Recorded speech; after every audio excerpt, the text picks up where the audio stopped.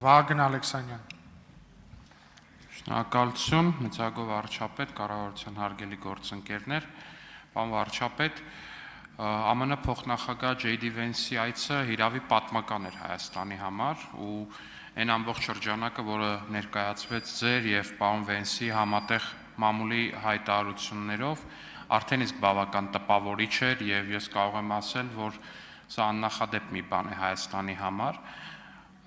բայց ես կարծում եմ, որ մենք լրացուցիչ նաև լավ կլիներ, որ նաև մենք տեղեկություններ ստանայինք, նաև Հայաստանի քաղաքացիները տեղեկություններ ստանային հետագա ճանապարհային քարտեզի մասին ամերիկյան կողմի հետ մեր ռազմավարական գործընկերության խորացման որպես այդպիսին կամ ժամկետների mass-of trip-ի ու ես կարծում եմ լրացուցիչ այս տեղեկությունը մեր քաղաքացիներին շատ է հետաքրքրում, որովհետև անդադ քաղաքացիներից ենք հարցեր ստանում Դուք միջև ասեմ խանութում մարդիկ հանդիպում են, ասում են հիմա երբ ենք սկսում վերջապես ու այսպես շարունակ, այսինքն այս հարցը մարդկանց ամենահետաքրքրող հարցն է այս պայդրությամբ Հայաստանում ու դա անկասկած է։ Հարցին կպատասխանի վարչապետ Նիկոլ Փաշինյանը։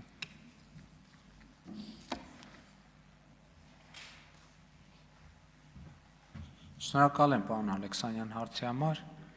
Տրիպի մասով հետևյալ ժամանակացույցով ենք առաջնորդվելու Առաջիկա օրերին մենք Միացյալ Նահանգների գործընկերներին կփոխանցենք տրիպի հետ կապված համաձայնագրի նախագծի հետ կապված մեր դիտարկումները,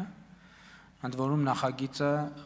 համաձայնագրի նախագիծը հիմնված է լինելու երկու երկրների կառավարությունների հաստատած իրագործման շրջանակի վրա, որն իր հերթին հիմնված է օգոստոսի 8-ի հռչակագրի վրա։ Հաջորդիվ արդեն բարձր տեխնոլոգիական արդյունաբերության նախարարը ասաց, որ ընթանում է ամբողջ ծավալով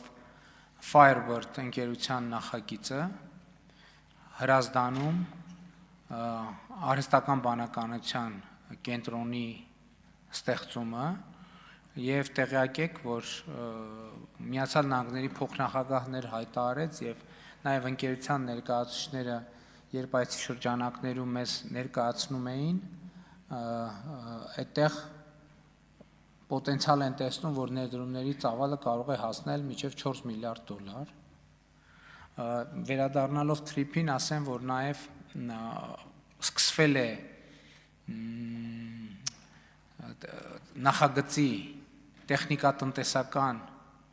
ուսումնասիրությունը եւ գնահատումը, որը շատ կարեւոր է նախագծի իրագործման համար, հաջորդիվ նաեւ էներգետիկայի ոլորտում մենք ինչպես արդեն ասվեց, կտեսնենք ինչպես ենք շարունակում մեր համագործակցությունը միջուկային էներգետիկայի ոլորտում, դուք գիտեք, որ այստեղ մենք մի քանի գործընկերների հետ ունենք երկխոսություն եւ իհարկե մենք որոշում կայացնենք այն նախագծի օգտին, որը առավելագույնս համապատասխանում է Հայաստանի շահերին։ Հաջորդ խնդիրը, որը ելի կարևոր է սահմանների կառավարման հետ կապված,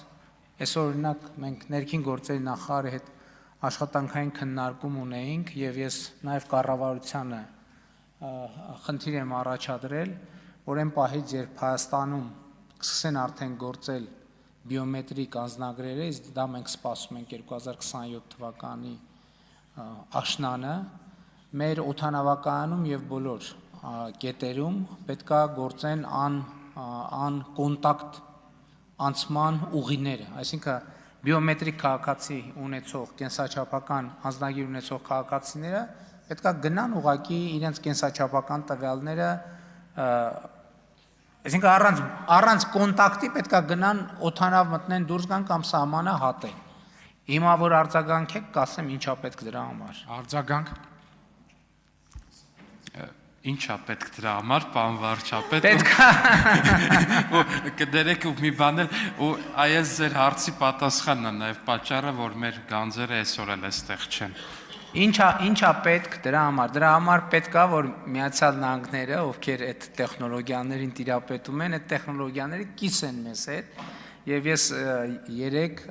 Միացյալ Նահանգների փոխնախագահի հետ քննարկել եմ այս թեման եւ մեր գործընկերներից ստացել եմ հավաստիացում, որ այդ տեխնոլոգիաները կկիսվեն Հայաստանի հետ։ Իհարկե նաեւ ես շնորհակալ եմ Միացյալ Նահանգների փոխնախագահին դրա համար, իհարկե դրանից առաջ էլ շնորհակալ եմ Միացյալ Նահանգների նախագահին, ում հետ օգոստոսի 8-ին մենք Վաշինգտոնում ստորագրեցինք մտադրությունների հուշագիր խաղաղության խաչմերուկ նախագծի կարողությունների զարգացման մասին, որտեղ սահմանների կառավարման աջակցությունը կառավարման հարցում ընդգծված էր եւ խոսքը այդ տեխնիկական միջոցների տրամադրման մասին է, դրանք պարզավոր ժամանակակից, գերժամանակակից ճշգրիտ միջոցներ են, թանկարժեք եւ մենք հույս ունեմ, որ տարվա վերջից արդեն կսկսենք դրանք ունենալ։ Շնորհակալ եմ։